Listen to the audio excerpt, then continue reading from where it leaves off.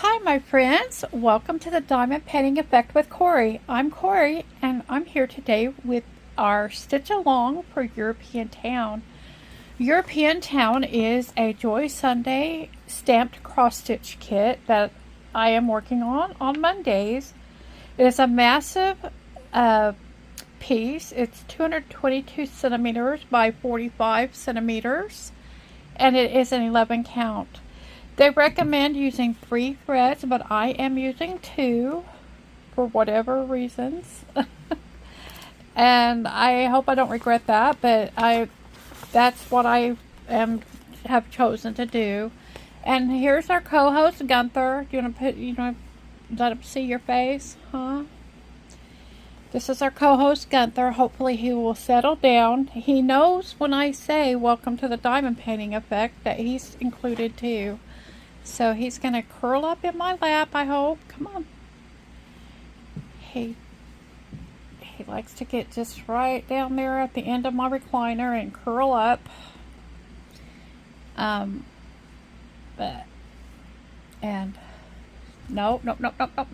you can't do that.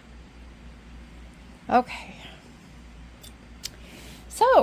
So we're going to work on our European Town today, and I'm going to be doing the symbol right here that is a green, kind of like a slash mark, and it's a color number, it's a DMC floss number 800, and it's a very light blue, and it is the 32nd color in the kit. And so I'm going to be trying to finish up what's in the roof, and there's a few other spots where it has that light blue color in this first house of the image of the very long one. There are, let me count them. There are 1, 2, 3, 4, 5, 6 full houses, and you add these smaller structures, there's 7, 8 that are in the whole thing, and it's going to take a while for me to finish this, but I'm enjoying it. It is one of the easier ones I've had to work on as far as the symbols and clarity and all that. The issue I do have is it's hard to stitch it in my lap with, because the edge isn't as easier to get around with my arm. What are some of the things before we get started? I'll kind of let you an update on some of the things I am doing. Not all, but some. I got another Adorn It pattern for my embroidery. I'm thinking that probably what's going to happen with this is it will be made into a quilt someday. It's the Tailgate Party, and I got the month of June. It is a sticker that you place on the fabric and you stitch it and then it washes away. It's really cool. It's the easiest embroidery to get started that I've ever had. But there it is. I'm trying to do a close-up so you can see the fun things that are in the tailgate today. We've got a sand bucket with a starfish and jellyfish, a beach ball, and some surfboards for summer fun. So it says in the sweet summertime across the top. And so that's it for my tailgate party. I haven't even finished the first one yet, but part of the issue is I really wanted to do it with those sulky threads, and I haven't gotten them yet. On stitching in the inner leg with Ava she is doing Counting June or something like that. And so I started this project for her that I'm working on Wednesdays with her. It's possible that I may finish this one before Wednesday. But this is how far I've gotten. Let's see. I don't have the picture here to look at. I am so sorry. Do not have it. Of what it's supposed to be like. This is supposed to be done on a darker fabric, and so I don't know if you can see, but I changed this color to more of a pink color because the color that was called for really blended in perfectly with the background fabric. And that wasn't working, and I don't think this is working either. I am either going to have to outline there's supposed to be one more starfish here, and it's in the pinwheels also. I don't know if you can see. But I'm going to have to either change the color or outline all that. And I think it might, I don't know what I'm going to do. I don't know. And that's why I've stopped. I think all I have to do on this one is finish up that light color. If I could do the starfishes easily in a sandy color, a lighter color than this perhaps. But I was hoping, when you look at this thread, it doesn't look white when you look at the whole hang of it. But when I put it all in there, it basically is white also. It's actually pink color. So that's my June hands-on design that I've been working on. Another counted cross stitch that I worked on is my pedigree of honey, and this is, I finished the line, the alphabet across the top. I mean, the alphabet's not finished, but all for that line I have finished. And I worked a little bit more on the design up here. And so this is just a cute pattern, guys. I don't know why. I think Stem Edge Stitcher is the one who I saw this from. And this is a sampler. It says, the pedigree of honey does not concern the bee. A clover any time to him is aristocracy. And I thought it was just so cute. So I've been working on that one. I wish I'd had more of this fabric to do my June on. I think it would have worked if I could have done my June hands-on design on there. I don't remember the name of that hands-on design. I think it's something about stitching for a year, or a year in stitches, or something like that. So, and I have found out they have come out with another year in stitches. I think the one I got is cuter, so I'm glad that worked out that way. And so that's just a few of the little bits and pieces I've been working on this week. I'm going through one of my down spells where I don't have a lot of energy, and I'm not feeling well, and so it's a miracle I got that much counted stuff in. That June, I've probably done it twice. I've had to undo so much of it. It seems like I can't do counted cross stitch without having to pull it all out again. I don't know what it is about it. And that's one of the reasons I quit counted cross stitch years ago, was I just kept making mistakes, and I think I've accepted the fact that that's just part of the process now. That's just part of it, and so I don't let myself get too upset with it. Sometimes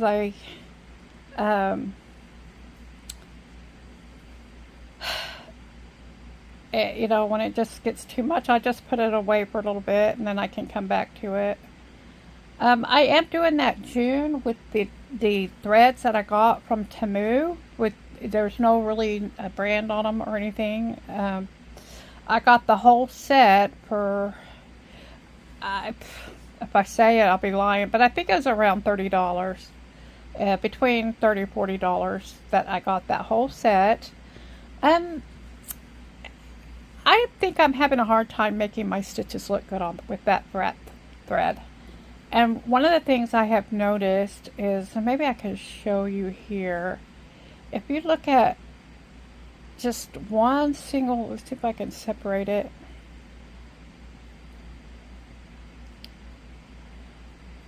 Sorry. Okay, if you look at just one of these threads that's in this kit, I have heard that these are CXC threads that they put in these kits. And they're really not bad threads. They just behave a little differently. But if you look at it really close, let me see if I can even, let's see. No, that's not the direction I wanted to go. If you look at it really close, you can see that this is actually two fibers there that are wound together. And you can see that spiral there on it. Well, what I have noticed with these threads that are in this kit, if I can get it over here, is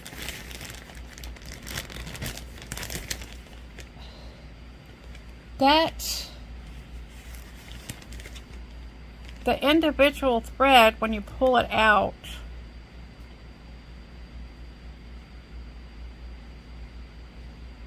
see, I'm sorry, I should have had it ready to do this. And I'll show you again on Wednesday when I do stitching in the Interlakes challenge of doing counting June. But if we look at it, that spiral is not nearly, it's not wound nearly as nice and tight. And I think that's why it's hard to make those threads look nice when you stitch with them. I kind of just given up. I just let it be. It's going to be what it is. The overall, when you step back and look at it, is okay. Would I buy them again? Probably. But I won't use them for. Of course, it's kind of anything you stitch on is something you put your heart into. So.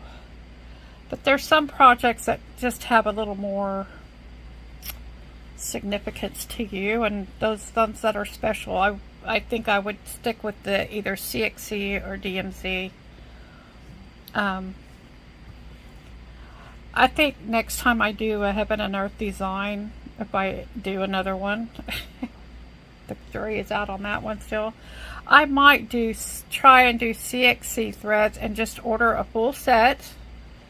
And because it's cheaper than buying all the 88 colors that you need. And okay, I'm sorry, I need to get back in the camera. And let's see.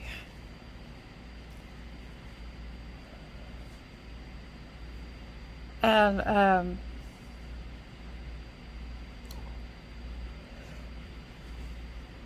you know, you can do that and then get the foundation of your kit that way. And for the threads that you need more of, you can then order them those separate, or maybe just order more sets. But I know that I've spent quite a bit of money just trying to get those 88 threads.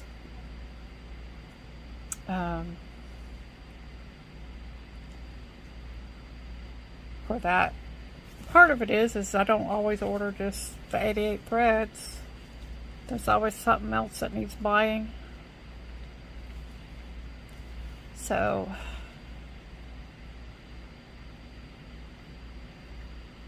but that was my thinking with these however many skeins I needed. I just order another set of those $30 ones, you know. Just pretty soon I'd have a nice stash of every color and never have to buy them again. But anyway, that's just silly thinking, because I really am not that happy with the threads the way they lay. The colors also are not true. I only had 3 of those DMC colors to compare to, and of those 3, they were all at least slightly different. But I don't know, you know, when you buy DMC, if you get from a different dye lot, it's going to be a color difference. But some of the colors, one in particular, was a lot different. So I don't think the colors are true either. You can't count on them being true, I guess is what I would say to that. But for that, I will probably do all the ones on that stitching a year of stitches. I will probably, I'm going to back this out so I don't have to be so careful about where I have my thread.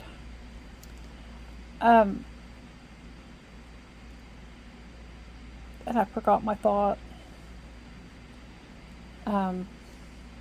I will finish out the year in stitches with those threads. You know, I'm not that opposed to them. I might dye me some fabric and start over so that I don't have to worry so much about what the colors. I just thought it'd be nice to do it with the magic thread, magic count fabric, and that's why I did it. I think I even have another color that would have been good for the June, but I wouldn't have enough to do for all of them. But I guess I just don't have enough confidence in my color abilities to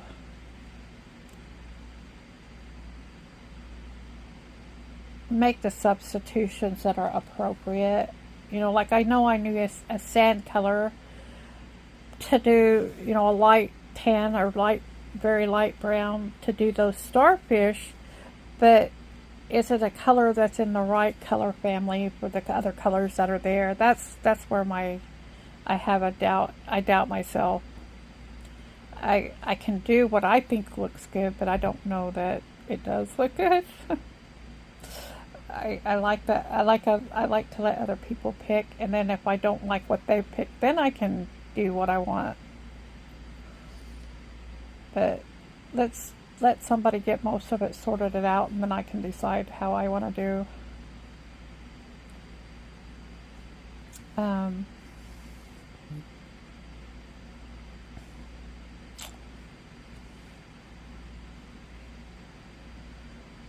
Daniel, on the Truckin' Daniel news, he finally got his AC working in his truck, the right one, and he spent all that money on that other air conditioner he put in the truck, and it didn't really work well for him. And I did not surprise me. It surprised me that he tried it, but he was desperate. He's just like, he had no idea his AC didn't work, and then when summer hit Wisconsin, he couldn't handle it. He's just like, oh. But he said, "Mom, do you care if I don't bring it home?" And I'm like, you know, he bought it, he can do what he wants with it, but that sure would be a rotten shame to just get rid of that air conditioner that he spent good money on. But now it's taking up too much space, and he doesn't know when he's coming home in July, but he's flying home. He's got to come back for doctor's appointments and stuff, and so he just decided to just fly instead of having them try to route him home, and that way he can stay on that project he's on right now and not miss too many days. And so he'll be home in July. I'm kind of excited for that. And but he won't be able to bring that air conditioner with him. We could sure use it. I turned off the air conditioner for the video. Sometimes I can get away with that if it's early enough. But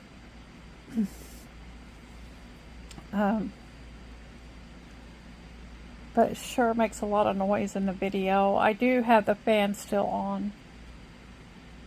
But, you know, yeah, we could use another air conditioner in this house. It's the one that's in the room that my sister is using right now has died. It blows a nice air, but not cooled air. And it makes a lot of noise when it's doing it. So it's like I have tinnitus, and I was in her room, and I was like, all of a sudden I was like, my tinnitus has gotten really, really bad suddenly. And it was that air conditioner just making this really loud squealing noise.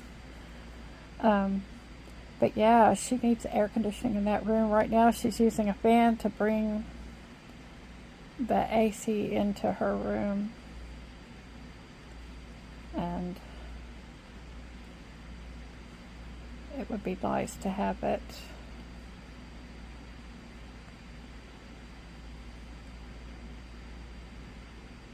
Have it cooled for her. She's not, her temperature is, I don't know how to say it. It takes her more to get hot than it takes me to get hot. I get hot pretty quick, and I like it pretty cool compared to other people. So for that regard, maybe it is okay for her, but I wanted to laugh when I heard Stitching with Laura said this the other day. She likes to get it nice and cold and then sleep under a pile of blankets. And that's that's what I love to do. So there's something about being cozy under a blanket that just makes you sleep better. So I was like, yep, that's how we roll here. And I wake up in the morning and I turn the air conditioning back up. I keep it around 72. And then at night I put it down to 62. And it gets pretty cool. And I don't think it gets down to 62 degrees actually, but so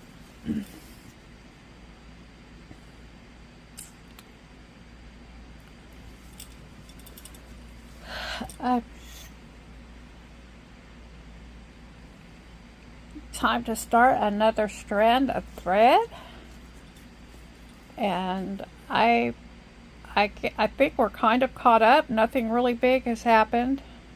We're still working on trying to decide our options for living here, what houses we can live in and whatnot. So nothing's going to happen too quickly there, I don't think. There's so many options out there, we don't know which way to go. My sister wants to get another appraisal on our house just to make sure that it's not salvageable before she makes any bigger decisions. Which I don't blame her. So that's it for our Stitch With Me today on European Town. I know Crochet Jenny Crochet or something like that she also has a European Town Monday if y'all want to go check her out. Stitching with Laura has European Town on Saturdays, and Natalia at Lovecraft Forever does hers European Town on Wednesdays. So I'll be back Wednesday, God willing, and on Wednesday I'll be doing Counting June with Ava. And so y'all take care until I see you again in the next one.